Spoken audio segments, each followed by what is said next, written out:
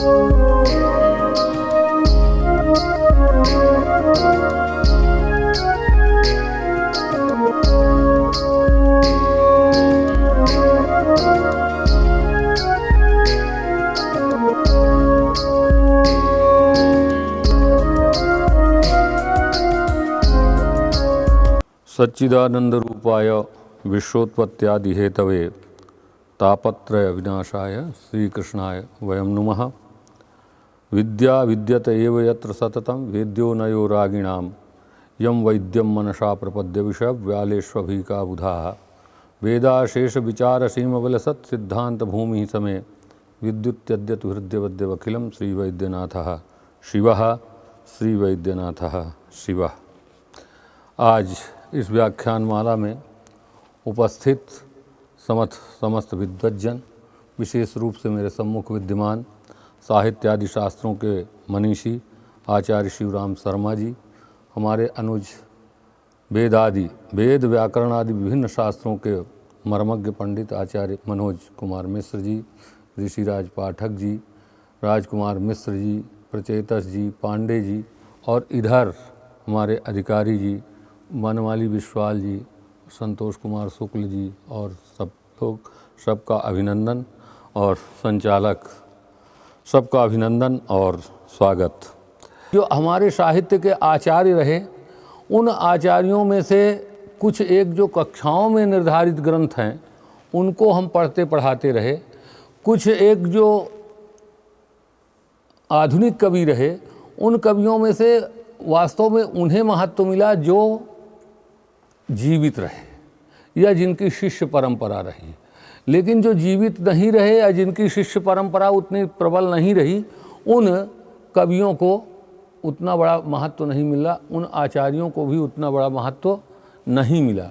इसी तरह से जो हमारे काव्य शास्त्र के महामनीषी, जिन्होंने की नव प्रस्थान की उद्भावना की काव्य शास्त्र में, उनकी चर्चा से भी मतलब हुआ ये कि हमें टाइम ही नहीं मिला, हम लोग उसको करते नहीं गए। तो कुछ एक बिंदु मेरे मन में आए जिनको लेकर के मैं यहाँ अति संक्षेप में बात करना चाहूँगा। उसके बाद फिर कभी मिलेगा तो उनको भी हम देखेंगे। तो जैसे हम व्याकरण पढ़ते हैं, तो व्याकरण में हम देखते हैं कि दो प्रस्थान कर दिए गए हैं, एक नव्य व्याकरण और एक प्राचीन व्याकरण।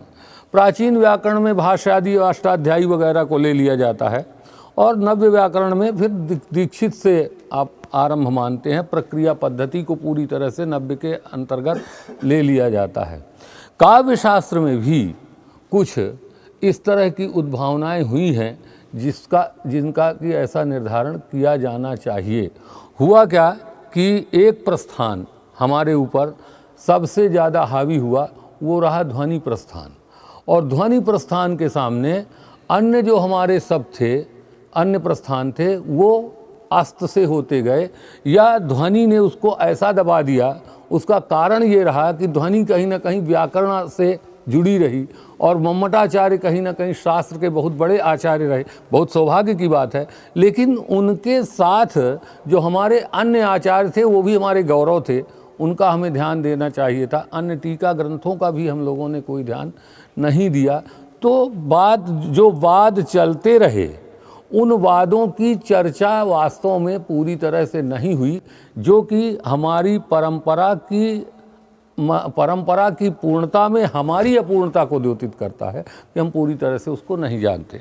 तो हुआ ये कि काव्य प्रकाश आ गए, ध्वन्यालोककार आ गए, और बहुत फिर पंडित राज आ गए, और साहित्य दर्पणकार विश्वनाथ कविराज आ गए।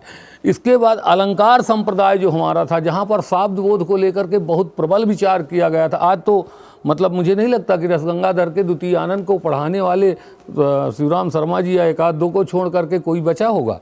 चित्र मीमांसा को पढ़ाने वाले पूरी तरह से लोग हमारे यहाँ नहीं बचे। उसका रीज़न यही रहा कि हमारे जो आचार्य थे वो सक्षम थे, लेकिन उन्होंने वो चूँकि पाठ्यक्रम में नहीं है तो कहे अपठित ग्रंथ है, ऐसा कह करके उन्होंने उसको छोड़ दिया। ऐसे ही एक आचार्य हमारे हुए जो महामूर्धन्य थे, जिनकी की बहुत बड़ी प्रशस्ति है, और वो व्याकरण, न्याय, मीमांसा और इवन कवि भी बड़े उद्भट कवि भी रहे। वो थे आचार्य विश्वेश्वर पांडे पर्वती। और आचार्य विश्वेश्वर पांडे पर्वती जितने बड़े नैयायिक थे, उतने ही बड़े मीमांसक थे, उतने ही बड़े वैयाकरण थे, उतने ही बड़े काव्यशास्त्री थे और उतने ही बड़े कवि भी थे। वो भगवती का रोमावली शतकम वो जो वर्णन करते हैं, उनको आप देखें, उनकी जो षट्टक लिखने की जो पद्धति है उसको हम लोग देखें, तो मुझे लगता है कि काव्य शास्त्र की समग्र परंपरा में उतना बड़ा आचार्य जन्म नहीं लिया। पंडित राज जगन्नाथ निर्माय नूतन उदाहरणानुरूपम कह करके अपने अहंकार को व्यक्त कर जाते हैं, वो सही है, लेकिन जो कवित्व की अगर हम परीक्षण जब करते हैं और या आचार्यत्व का जब हम परीक्षण करते हैं, तो विश्वेश्वर के सामने, मैं जहाँ तक मेरा थोड़ा बहुत अध्ययन है, वो उसके सामने कोई भी व्यक्ति टिक नहीं पाता। और उन्होंने पूरी तरह से जो भारतीय शिक्षण पद्धति थी उस पद्धति को लेकर के उन्होंने विचार किया। ऐसा नहीं है, अगर काव्य प्रकाश लिखा गया मम्मट के द्वारा, तो मम्मट ने काव्य प्रकाश को बने जो बाला नाम सुखबोधाय कोई ग्रंथ लिखा जाए, ऐसा किसी ग्रंथ का प्रणयन नहीं किया। इन्होंने क्या किया, इन्होंने पहले अलंकार मुक्तावली लिखी, उस अलंकार प्रदीप लिखा और उसको कहा कि ये अलंकार कौस्तुभ पढ़ने का ये सोपान है, तो अगर आपको इसे पढ़ना है तो पहले इसे पढ़िए। और उन्होंने पूरी तरह से नव्य न्याय को वहाँ किस तरह से, मुझे लगता है कि जब हम लोग जयपुर में थे और बड़े गुरुजन कभी आए तो उमाकांत चतुर्वेदी जी को चिढ़ाने के लिए पारसनाथ गुरु जी कह देते थे कि अरे साहित्य भी कोई शास्त्र है, तो वो दुखी हो जाएं तो फिर वो कहते थे कि सर्वशास्त्र सारो ही साहित्यम, तो ऐसा कहकर फुसला भी लेते थे। तो कुछ ऐसा था कि हमारे यहाँ शास्त्र, साहित्य को शास्त्र ना कहा, कुछ आचार्यों के द्वारा नहीं माना जाता था और वो कहते थे सडंग नहीं है, उसके लिए राजशेखर आदि प्रयास करते हैं। लेकिन मुझे लगता है कि जो नव्य न्याय के परिष्कार पद्धति की न्यूनता हमारे यहाँ थी, वो न्यूनता कहीं ना कहीं इसमें कारण थी। और जैसे पंडित राज प्रयास करके वहाँ लाते हैं, उसी तरह से विश्वेश्वर कहीं उसके एक कदम आगे जा कर के लाते हैं, क्योंकि विश्वेश्वर दीधिति पर भी टीका लिखते हैं। जो गंगेशोपाध्याय की जो तत्व चिंतामणि है, उस तत्व चिंतामणि में रघुनाथ शिरोमणि की जो दीधिति टीका है, उस पर भी वो दीधिति प्रकाश नाम की टीका लिखते हैं। और वो कैयट और नागेश आदि को लेकर के और व्याकरण पर महान ग्रंथ लिखते हैं, जो कि 2 बार छप चुका है। एक बार चौखंबा से भी छपा था और एक बार फिर पत्रिका प्रकाशन वाले जो जयपुर वाले हैं उन्होंने उसको किया। तो मुझे लगता है कहीं ना कहीं एक टीस थी इनके अंदर विश्वेश्वर के, कि ये जो साहित्य शास्त्र है इसकी शास्त्रीयता को क्यों नहीं माना जा रहा, ऐसा मेरा अनुमान है। तो उन्होंने लेकर के पूरी तरह से ये प्रस्थान को नव्य न्याय की परिष्कार पद्धति से के माध्यम से प्रस्तुत किया। और अलंकार कौस्तुभ एक उनका जो महनीय ग्रंथ है, उसका एक ही बार 1800 कुछ में प्रकाशन हुआ है और उसके बाद किसी पंडित ने उसको हाथ नहीं लगाया। वो बहुत अशुद्ध भी है, उसकी टीका सोपज्ञ वृत्ति है, वो भी बहुत अशुद्ध है। दूसरी बात मैंने उनके यहाँ ये देखा कि उन्होंने वहाँ नव्य प्रस्थान को रचने की बात की है। एक प्रस्थान वो है जहाँ पर अलंकारों, माने हम काव्य में, कविता में अलंकारों के सौंदर्य को तलाश रहे हैं, और एक प्रस्थान वो है जहाँ हम समग्र भाषा में अलंकारों को के शब्दबोध की बात कर रहे हैं कि इससे अर्थ क्या निकल रहा है। तो वो पूरी तरह से जैसे देवदत्ता पचती का वैयाकरण अपना अलग शब्दबोध करते हैं और नव्य नैयायिक अलग शब्दबोध करते हैं, मीमांसक कुछ और करते हैं, इसी तरह से वो काव्य शास्त्र को लेकर के, माने अलंकारों के आलोक में इस काव्य में जो ये अलंकार है इससे क्या अर्थ हो जाएगा, वो पूरे अर्थ की बात करते हैं। और बात करते करते उसे पूरी तरह से प्रतिष्ठापित करते हैं और नए नए सिद्धांतों की उद्भावना करते हैं, और उसका मूल वो खोजते खोजते चाहे पहुँचते हैं तो पहुँचते हैं प्रताप रुद्रेशो भूषण में। प्रताप रुद्रेशो भूषणकार जो हैं वहाँ जाते हैं और वहाँ से वो उसे लेकर के आते हैं और फिर इसको अप्पय्य दीक्षित को भी लेते हैं, दंडी को भी लेते हैं और इन समस्त आचार्यों के मतों को लेकर के वो एक कोई नया प्रस्थान गढ़ने का प्रयास करते हैं।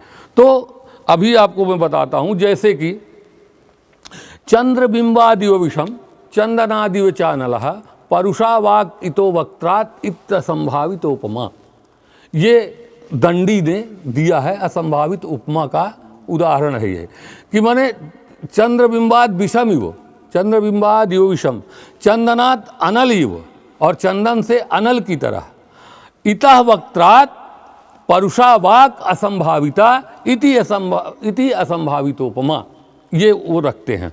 इस पर जयराम तर्कालंकार कोई नैयायिक रहे होंगे जिनका कि कोई ग्रंथ हमें प्राप्त नहीं है, लेकिन अनेक टीकाओं में उनके मतों को उद्धृत किया गया है और उन मतों को उद्धृत करके वो कहते हैं कि भाई साहब ये जो आप रख रहे हैं ये उपमा हो ही नहीं सकता, ये तो रूपक हो जाएगा।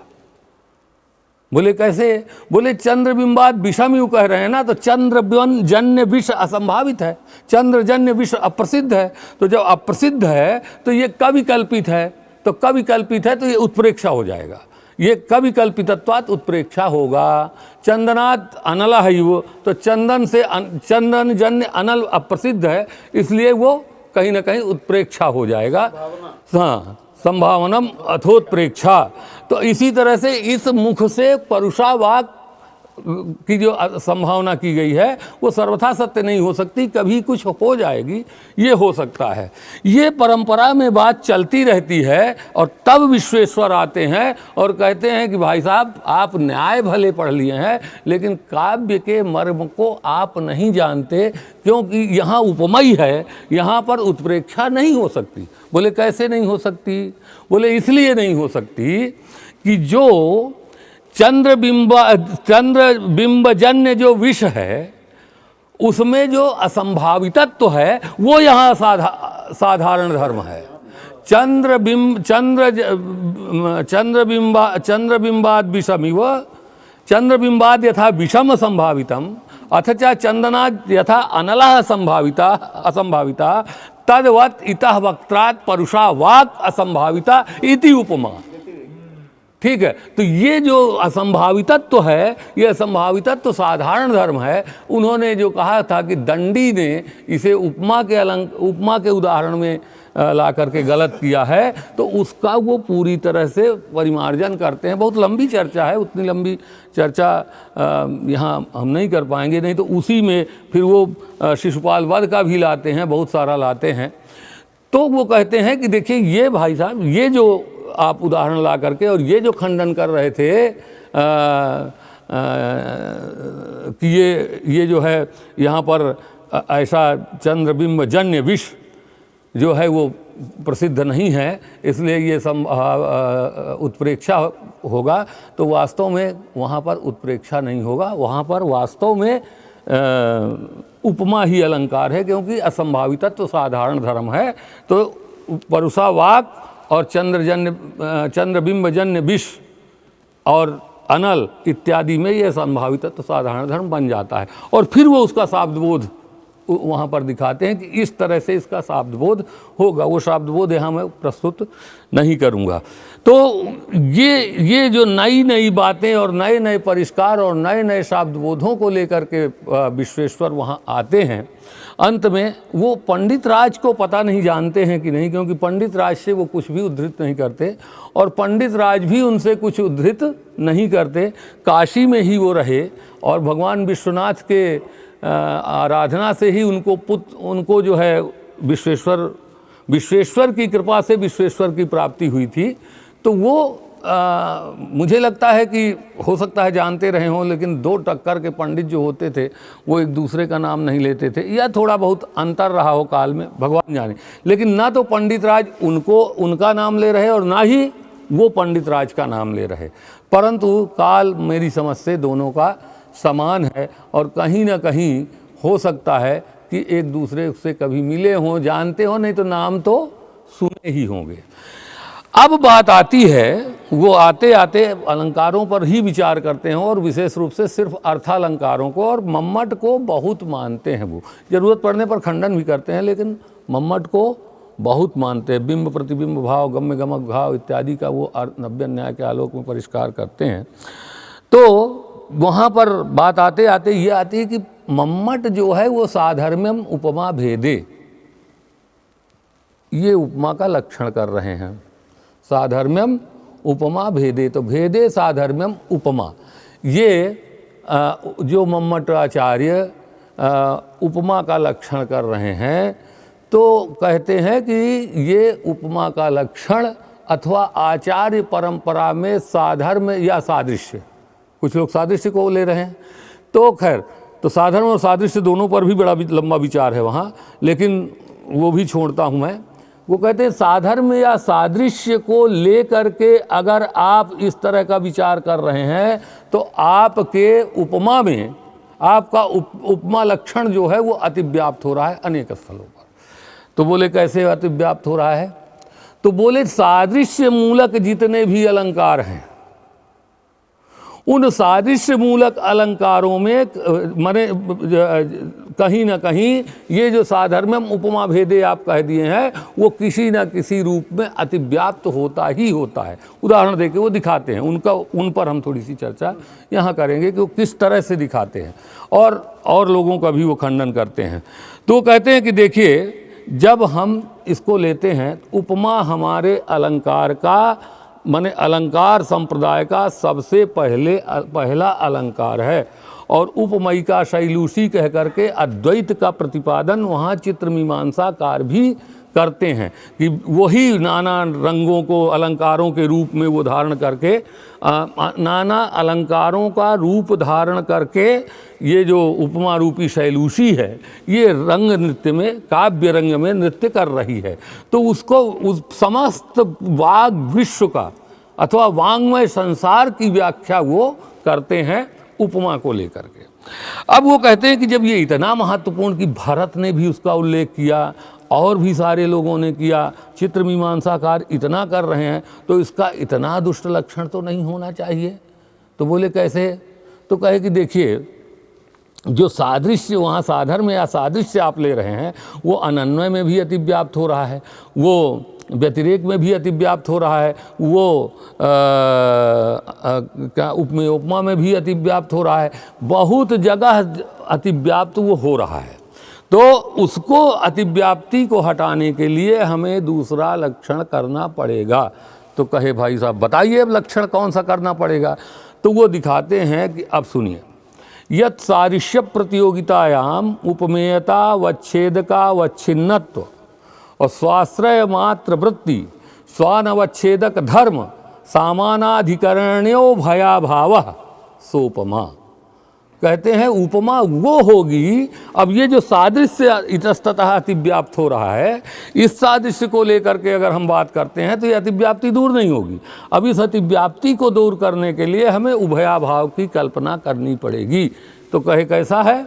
तो कहे कि यत् सादृश्य प्रतियोगितायाम, यश्याम सादृश्य प्रतियोगितायाम, यत् सादृश्य बने यश्याम सादृश्य प्रतियोगितायाम, जिस सादृश्य की प्रतियोगिता में, तो सादृश्य की प्रतियोगिता अनन्वय में भी है, सादृश्य की प्रतियोगिता व्यतिरेक में भी है, और सादृश्य मूलक समस्त अलंकारों में है। सादृश्य की प्रतियोगिता बिना कोई भी सादृश्य मूलक अलंकार नहीं होगा।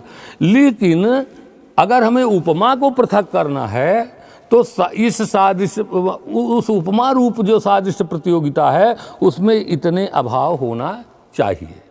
तो पहला अभाव क्या होना चाहिए सादृश्य प्रतियोगिता में? तो वो कहते हैं कि उपमेयता वच्छेदका वच्छिन्नत्व का अभाव होना चाहिए। उपमेयता वच्छेदका वच्छिन्नत्व का अभाव होना चाहिए। अब हम जो है लेते हैं इसको चंद्र इव मुखम और चंद्र इव चंद्रा, राम रावण योरुद्धम राम रावण योरिव। तो चंद्र इव मुखम भी ले लेते हैं और चंद्र इव चंद्रा, दोनों को लेंगे तब जा करके ये समझ में आएगा।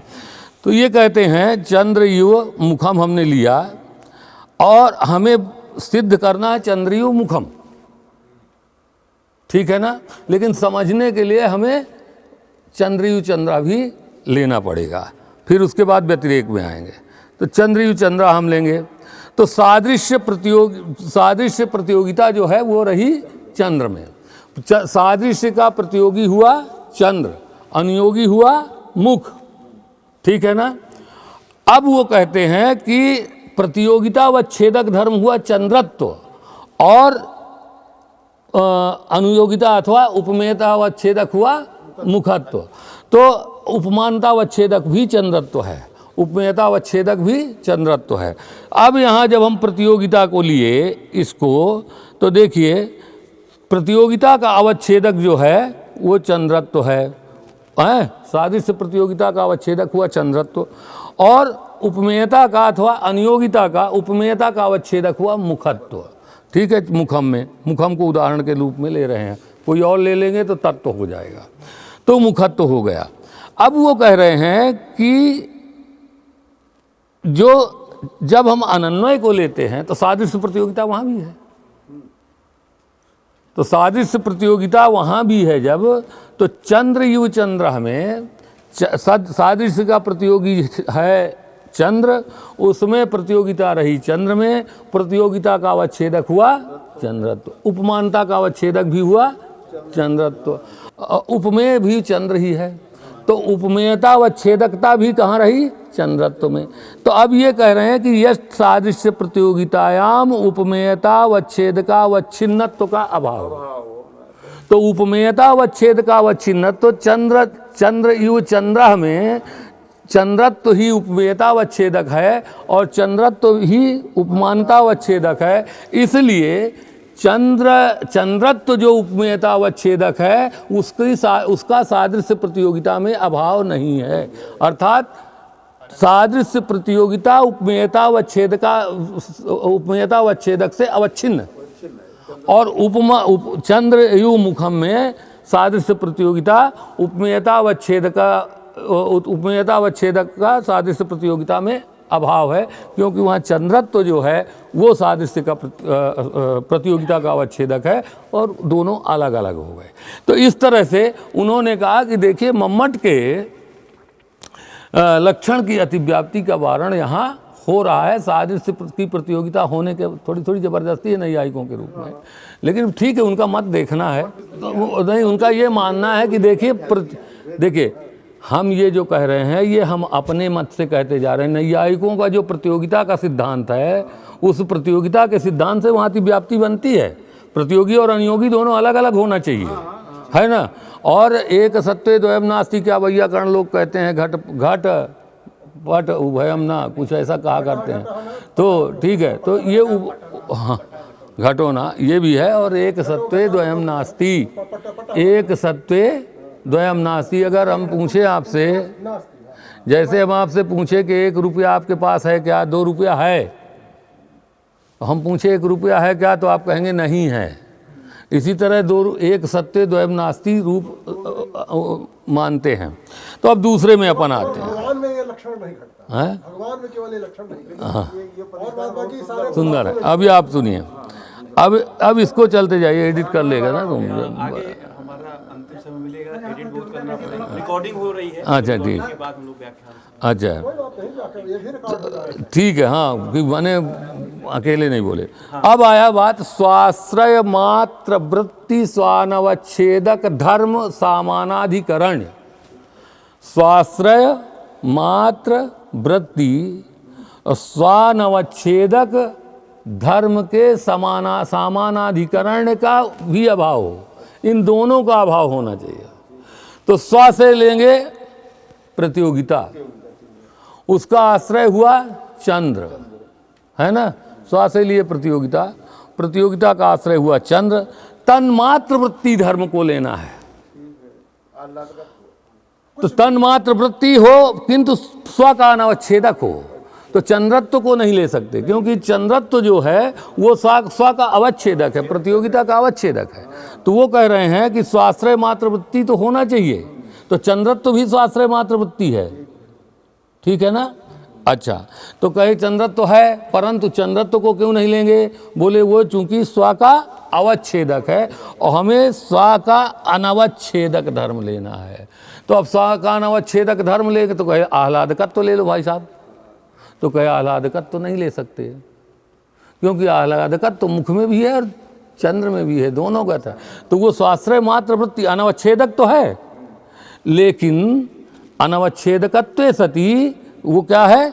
स्वाश्रय मात्र वृत्तित्वाभावात, वो स्वाश्रय मात्र वृत्ति नहीं है, इसलिए हम आह्लादकत्व को नहीं ले सकते। तब फिर किसको लेंगे? तो कहे अच्छा एक ले लीजिए सकलंकत्व। वहाँ पर चंद्र में सकलंकत्व है और मुख में सकलंकत्व नहीं है। तो अब ये सकलंकत्व जो है वो स्वाश्रय मात्र वृत्ति है। स्व माने प्रतियोगिता का आश्रय हुआ चंद्र, उस चंद्र मात्र वृत्ति है, लेकिन वो स्व का अनवच्छेदक है, प्रतियोगिता का अवच्छेदक न होकर के अनवच्छेदक है। तो इसलिए हम इसको ले लेंगे तो क्या हो जाएगा कि स्वाश्रय मात्र वृत्ति स्वानवच्छेदक जो धर्म, उस धर्म का समानाधिकरण नहीं होना चाहिए दोनों में। धर्म का समानाधिकरण नहीं होना चाहिए। तो जब ये धर्म का समानाधिकरण नहीं होना चाहिए, तब कहते हैं कि अब इसको क्यों लिए? वो इस अभाव को लिए व्यतिरेक के वारण के लिए। व्यतिरेक का जब हम करते हैं तो व्यतिरेक में भी शैला योन्नता संतः किंतु प्रकृति को अमला। तो संत जो है वो शैल के समान उन्नत हैं, बहुत विशाल हैं, और संत जो है उन्नतत्व तो उनमें है। तो शैल में और संत में दोनों में उन्नतत्व रूप धर्म है, लेकिन प्रकृति कोमलत्व तो शैल में नहीं है, वो संत में है। हाँ, द्वा सुपर्णा की तरह। तो शैल में प्रकृति कोमलत्व का अभाव हो गया, तो व्यतिरेक में जब उपमेय में गुणाधिक्य का वर्णन कर दिया जाता है, ठीक है ना, तो वहाँ पर जो व्याप्ति सादृश्य की होती है वो व्याप्ति वहाँ नहीं होगी। ये उनके कहने का तात्पर्य है। और वो कहते हैं ये दोनों उभयाभाव जहाँ सिद्ध, जिस प्रतियोगिता में सिद्ध हो जाएंगे सादृश्य प्रतियोगिता में, वो सादृश्य प्रतियोगिता उपमा होगी, और जहाँ ये सिद्ध नहीं होंगे वो सादृश्य प्रतियोगिता तत्त अलंकारों में तत्त रूप से घटित होती चलेगी।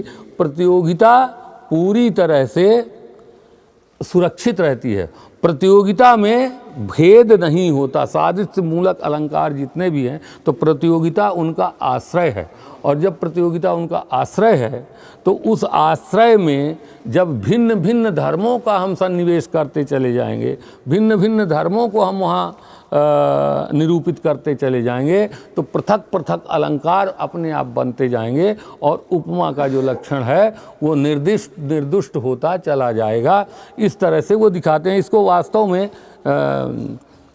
डायग्राम बना करके हम लोगों को दिखाना चाहिए, तभी वो बच्चों के समझ में आएगा।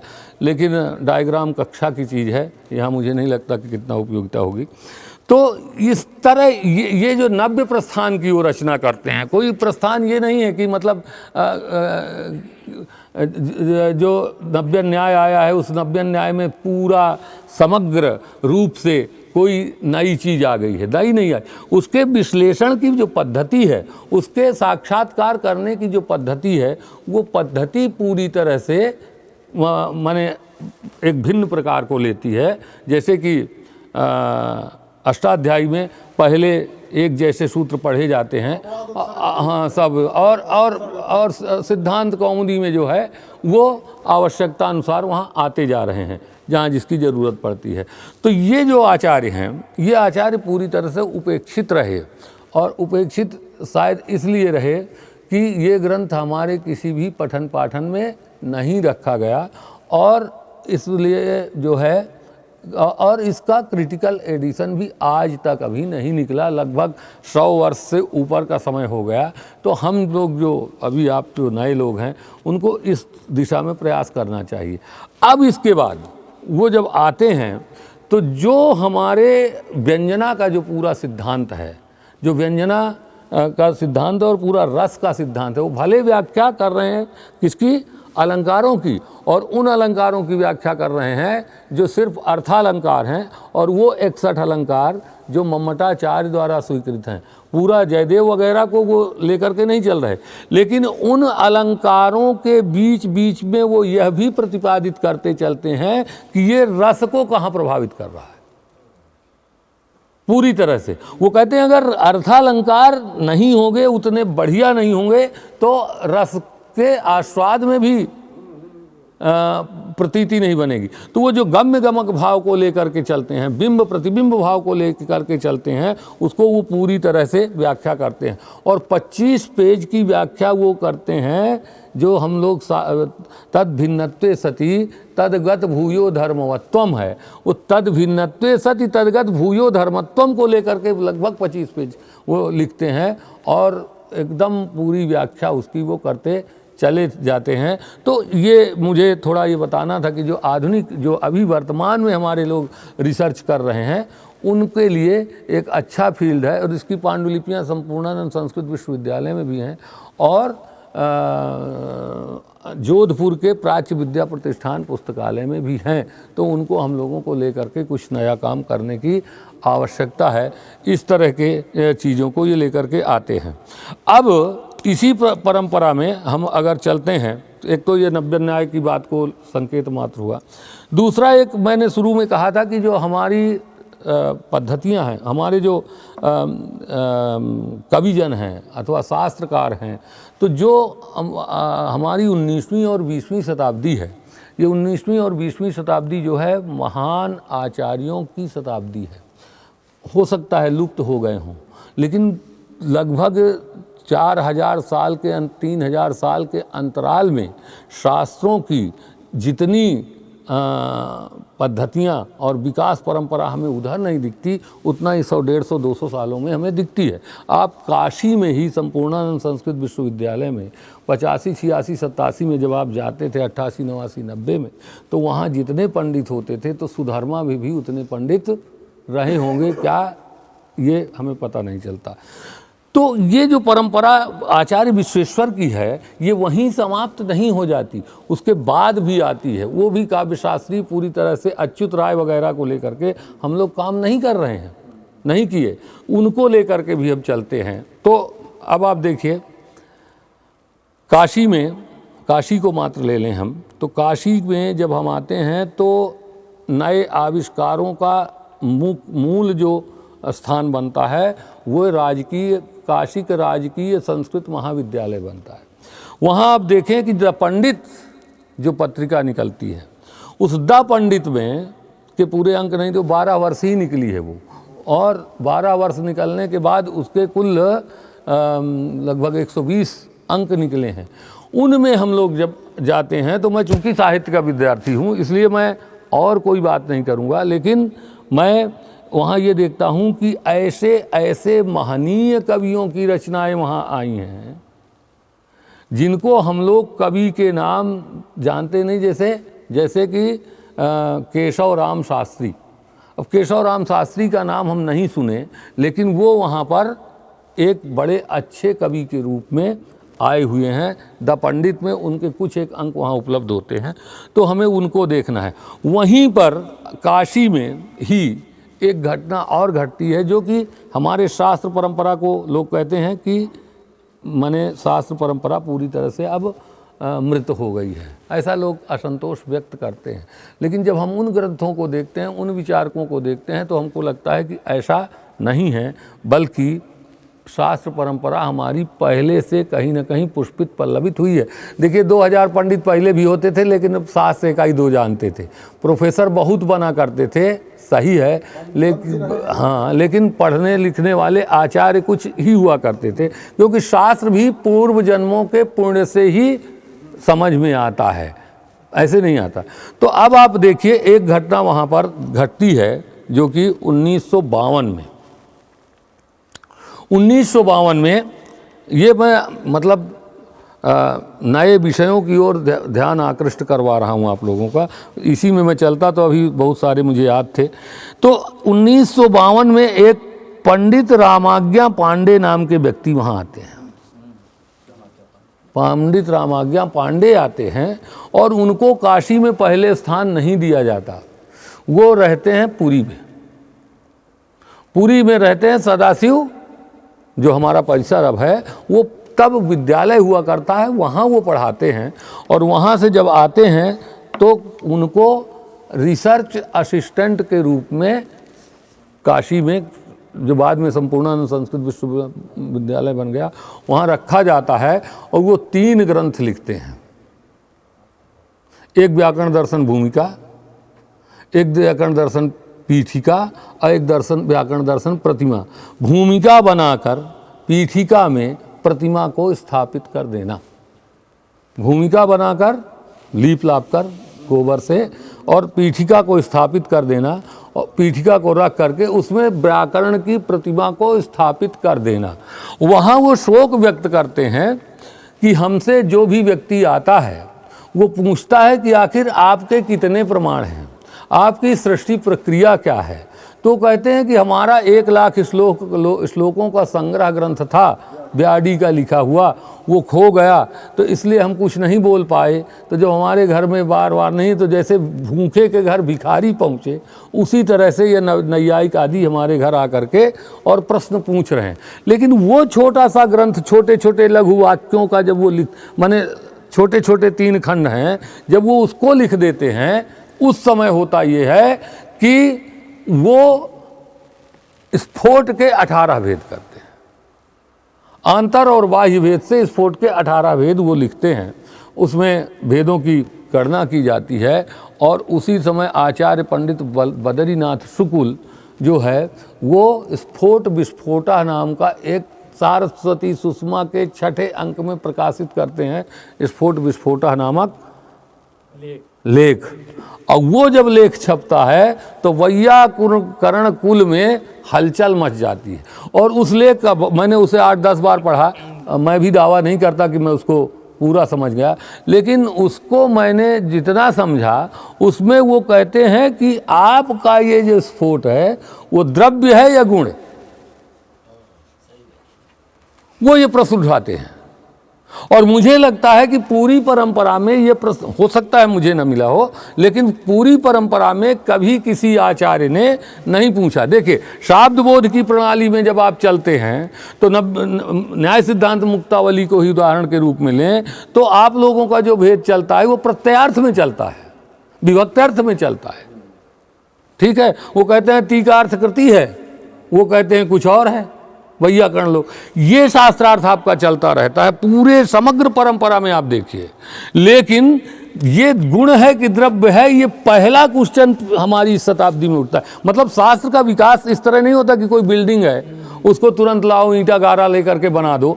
चिंतन की सरणी पूरी तरह से जब चलती रहती है तो कहीं एक बिंदु ही उठ जाता है, और उठने के बाद वो एक नया माने आयाम दे देता है। ये जब उठता है तो पंडित रघुनाथ शर्मा जैसे लोग और आचार्य पंडित रामा प्रसाद त्रिपाठी जी जैसे लोग दबे दबे खुसुर फुसुर की बातें करते हैं। उनके प्रश्न का उत्तर आज तक भी अनुत्तरित है। और पंडित रघुनाथ शर्मा जी का एक बहुत छोटा सा ग्रंथ उस समय छपता है, मैंने उसको पढ़ा पूरी तरह से। तो वो जो है उसको लिखते हैं, और लिखने के बाद आचार्य पंडित रामा प्रसाद त्रिपाठी, हालांकि उनका वो ग्रंथ बाद में डिलीट के रूप में परिणत हुआ, पाणिनि व्याकरण प्रमाण समीक्षणम, लेकिन उस लेख के जवाब में वो जब कहते हैं कि ये 16 भेद करते हैं, जब 8 भेद जो कौंड भट्ट ने किए हैं और 8 भेद अपने से एवं विचारे क्रियमाणे, ऐसा कुछ वहाँ है। तो 8 भेद आपके ये हुए और 8 भेद ये होंगे। तो शुक्ल जी वहाँ कहते हैं एवं यदि विचार क्रियते तरी जाति पक्षात, माने व्याडी मतेन, एक वहाँ आचार्य कोई हैं वाजप्यायन और व्याडी, तो व्याडी और वाजपेयन एक व्यक्तिवादी हैं और एक जातिवादी, वाजपेयी जो है वो जाति जातिवादी। तो कहते हैं अगर हम ऐसा करेंगे तो व्याडी के मत से इतने और इतने, तो वो कहते हैं तो फिर तो 16 नहीं 18 भेद हो जाएंगे। वो 18 भेद दिखाते हैं शुक्ल जी। तब फिर गुरु जी उसमें आंतर और बाह्य भेद की कल्पना करते हैं, और आंतर बाह्य भेद की कल्पना करते करते वो लाते हैं और कहते हैं कि एवं तु 32 भेदा स्फोटस्य भवितुम अर्हन्ति।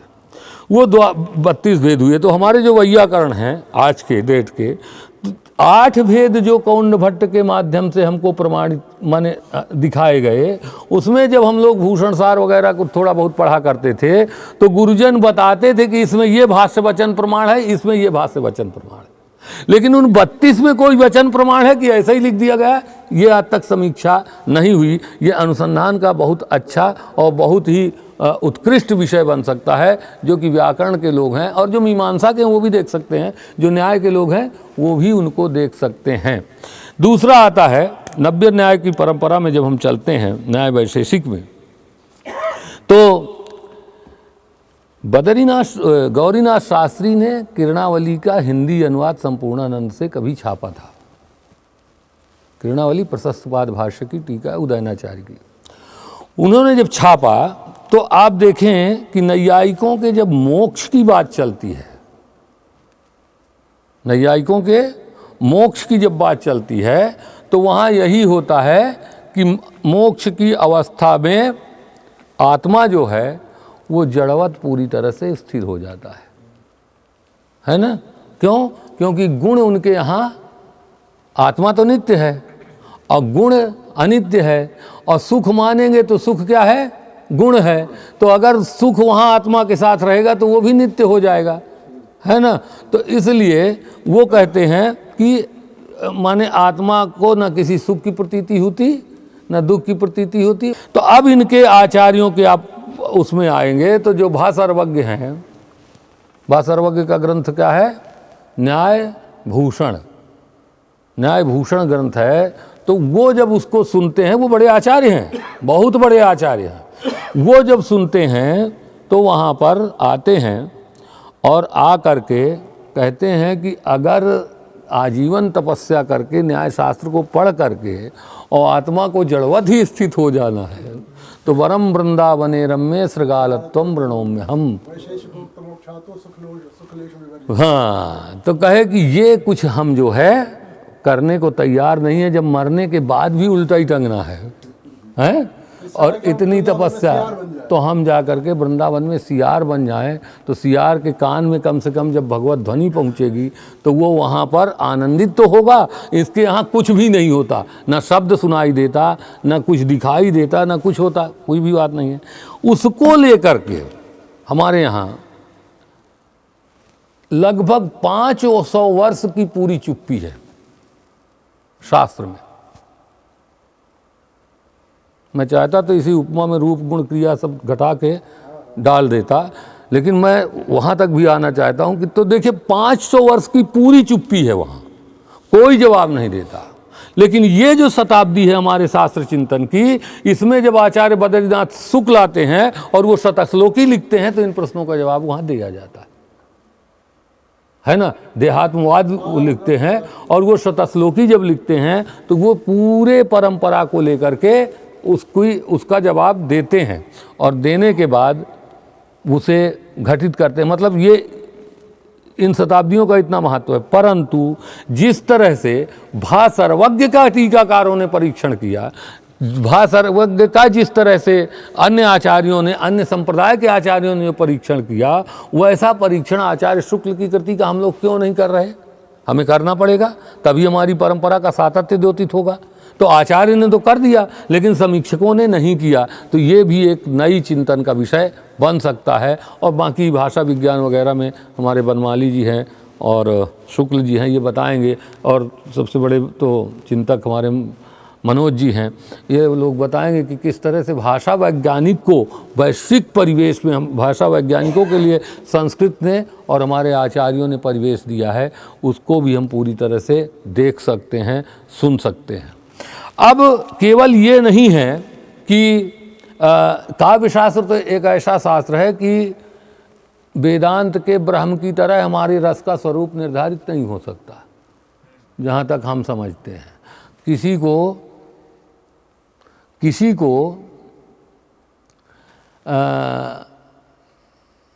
वो किसी रूप में दिखेगा, किसी को किसी रूप में दिखेगा। तो मैं ये मानने को तैयार नहीं हूँ कि जो शंकुक हैं उनका सिद्धांत गलत है या केवल अभिनव गुप्त का ही सिद्धांत ग्राही है। जिस तरह का जो आचार्य है उसके लिए वो दवा लगेगी। शंकुक जिसको, हाँ, शंकुक वाले मत के जो होंगे उनको वो लगेगा, लोल्लट आदि के मत के उनको लगेगा, उस तरह से चलता जाएगा। बाद के आचार्यों ने जो रस सिद्धांत को लिया, चमत्कार चंद्रिका इत्यादि ने, उनको हम लोगों ने भी कसौटी में उतना ज़्यादा नहीं कसा है, तो वो हमारे लिए भी बहुत आवश्यक है। तो शास्त्रों का जो विकास नहीं हुआ, या हमारे ऊपर जो ये कहा जाता है कि पहली शताब्दी से ही हम लोगों ने कुछ नहीं किया, ये बहुत गलत है। वास्तव में बहुत कुछ किया गया है, लेकिन हमने अपने प्राचीन को ही पढ़ने में अपनी पूरी शक्ति लगाई। नया जो लिखा गया उसे हमने छुआ नहीं। तो ये अनुसंधान का एक बहुत नया विषय बन सकता है और हम इसे ले सकते हैं। ये मैंने शुरू में बात कही कि जो जीवित रहे या जिनकी शिष्य परंपरा रही उनको ही कुछ किया गया। तो आप देखेंगे कि हमारे यहाँ 1866 में सबसे पहले संस्कृत पत्रिका निकलती है, काशी विद्या सुधा निधि, और उसके बाद हमारे यहाँ पत्रिकाओं की बहुत बड़ी भूमिका होती है। और मैंने लगभग 3500 ऐसे कवियों को देखा है जिनकी कृतियाँ तो हैं, लेकिन हमने उन कृतियों को कभी नहीं पढ़ा, और यत्र तत्र विकीर्ण है वो, और जिनकी छपी हैं उनसे कोई बहुत बड़े पंडित वो हैं। इनमें सबसे पहले नाम अगर किसी का लिया जाए तो जो यादवेश्वर तर्क रत्न है, उन्होंने जो हमारा ये ज्ञानवापी में जो मस्जिद बनी है उस पर उन्होंने कविता लिखी, और वो संदेश भेजते हैं, बंगाली थे, कि अब यहाँ मत आना, अब यहाँ काशी भी नहीं और विश्वनाथ भी नहीं। ठीक है, यादवेश्वर तर्क रत्न, और पूरी कविता है अश्रु विसर्जनम। उनका जो काव्य संग्रह है उसका नाम है अश्रु विसर्जनम। वो पूरी तरह से उसको लिखते हैं और 300 से अधिक पद्य हैं। लेकिन वहाँ कठिनाई ये आ रही है कि जिन आचार्यों की मृत्यु पर वो आंसू बहा रहे हैं, तो संस्कृत में कहीं ना कहीं उनका संक्षिप्त नाम दे रहे हैं, और वो संक्षिप्त नाम आज हम लोगों को समझने में थोड़ी सी कठिनाई हो रही है। लेकिन बहुत बड़ा ऐतिहासिक भी है वो, कि वो ये कहते हैं कि मेरे मित्र से कह देना, कोई मित्र है, कि ये औरंगजेब आकर के इसको तोड़ दिया है, और अब न काशी है और न ही ज्ञानवापी है, ज्ञानवापी के जल से अब शिव का स्नान कहाँ, इस तरह का वो संदेशा वहाँ भेजते हैं। हाँ, उपलब्ध है, मेरे पास है। तो ये है। दूसरा, एक अनेक ऐसे कवि हैं जिन्होंने 1947 में जब हमारा देश स्वतंत्र होता है, तो वहाँ पर वो कहते हैं कि ये पुत्र हमें ऐसा पुत्र हमें स्वीकार नहीं है जो कि माँ के गर्दन को काट के जन्म लिया। उसमें अनेक कवि, हमारे माँ का कंठ कट जा रहा है और पुत्र जन्म हुआ और हम पुत्रोत्सव मनाएं, ये ऐसा हो नहीं सकता। तो ये एक परंपरा जो हमारी है, उसमें बहुत सारे काशी के भी कवि हैं और बंगाल के भी कवि हैं, जम्मू और कश्मीर के भी कवि हैं। उनकी रचनाओं पर भी हम लोगों ने ध्यान नहीं दिया। बहुत सारे हैं, उनको हम देखें। विधुशेखर भट्टाचार्य एक हैं, और एक बुलाकी राम शास्त्री जो कि पंजाब के हैं। उन लोगों के कृतियों को हम देखें कि वो शिव की स्तुति कर रहे हैं, लेकिन शिव की स्तुति यही कर रहे हैं कि इस देश की तू कहाँ तक परीक्षा लेगा, हम भक्तों से क्या कमी हुई है। तो इतने उत्कृष्ट और इतने महान उनकी रचनाएं हैं, वो पूरी कितनी मिलती हैं वो एक अलग बात है। लेकिन मैं कहता हूँ कि उनकी अनुपलब्ध रचनाओं से जो भी उपलब्ध है वो आए और उनका नाम कहीं आ जाए, तो अपने आप में एक बहुत बड़ा अनुसंधान होगा। तो ये सारी चीज़ें जो है वो हमारे यहाँ चलती हैं और हम लोग इन पर अगर काम करें तो वास्तव में जो करणीय कार्य हैं वो कार्य अभी बाकी हैं और बहुत सारे ग्रंथ इधर उधर बाकी हैं। तो हम लोग इस दिशा में प्रयास करें और इसको आगे बढ़ाएं। इसी को यही कहकर मैं अपने वाणी को विराम देता हूं। आयोजकों के लिए बहुत बहुत धन्यवाद और ये सौभाग्य भी रहा कि इतने बड़े बड़े आचार्य मेरे सम्मुख उपस्थित रहे। धन्यवाद।